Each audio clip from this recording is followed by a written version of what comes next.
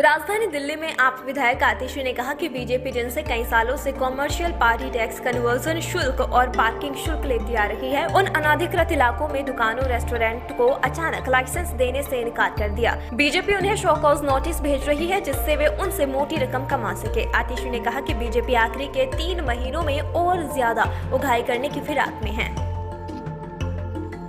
पिछले कुछ हफ्तों से हमने एमसीडी से जुड़े हुए, एमसीडी में जो भाजपा की सरकार है, जो भाजपा के पार्षद हैं, उनकी उगाही से, उनके भ्रष्टाचार से जुड़े हुए कई मुद्दे आप लोगों के सामने रखे।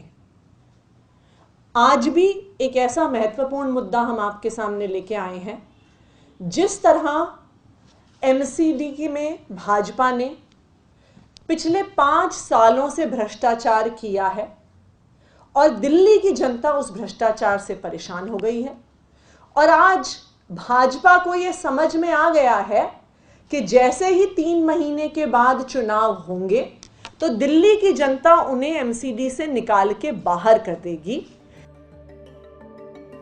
आप विधायक आतिशी ने पार्टी मुख्यालय में प्रेस वार्ता को संबोधित किया। आतिशी ने कहा कि पिछले कुछ हफ्तों में उन्होंने एमसीडी में जो बीजेपी की सरकार है और बीजेपी के जो पार्षद है, उनकी उगाही और भ्रष्टाचार से जुड़े हुए कई मुद्दे आप लोगों के सामने रखे हैं। एमसीडी के भ्रष्टाचार का नया उदाहरण देते हुए आतिशी ने कहा कि एमसीडी की एक महत्वपूर्ण जिम्मेदारी होती है लाइसेंस देना। इसमें हेल्थ लाइसेंस, ट्रेड लाइसेंस आदि शामिल होते हैं। तो अभी तक लाइसेंस की प्रतिक्रिया ये रही थी कि एमसीडी के पोर्टल पर अलग अलग दुकानें रेस्टोरेंट लाइसेंस के लिए अप्लाई करते थे।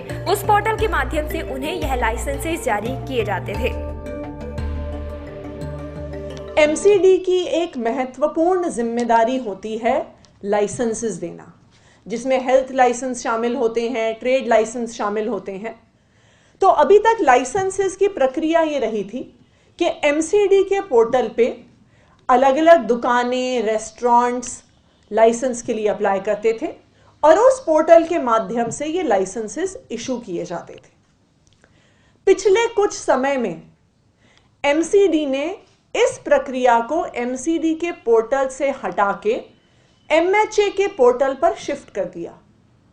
लेकिन जब से एमएचए के पोर्टल पर ये लाइसेंसेस की प्रक्रिया शिफ्ट हुई है, तो सिर्फ और सिर्फ उन्हीं एरियाज को, उन्हीं दुकानों को लाइसेंसेस मिल रहे हैं, उन्हीं रेस्टोरेंट को लाइसेंसेस मिल रहे हैं जो ऑफिशियली नोटिफाइड कमर्शियल एरिया में हैं।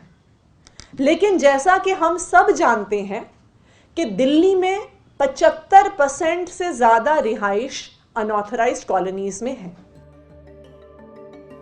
आतिशी ने कहा कि लाइसेंस ना देने का उनका जो मुखौटा है, उसके पीछे की असलियत उगाही है। तो हो क्या रहा है? इन दुकानों को, ढाबों को, रेस्टोरेंट्स को और आखिर इस एमसीडी के ज्यादातर इलाकों को शो कॉज भेजा जा रहा है, क्योंकि इस एमसीडी में 60 से 70% से अधिक क्षेत्र अनाधिकृत है।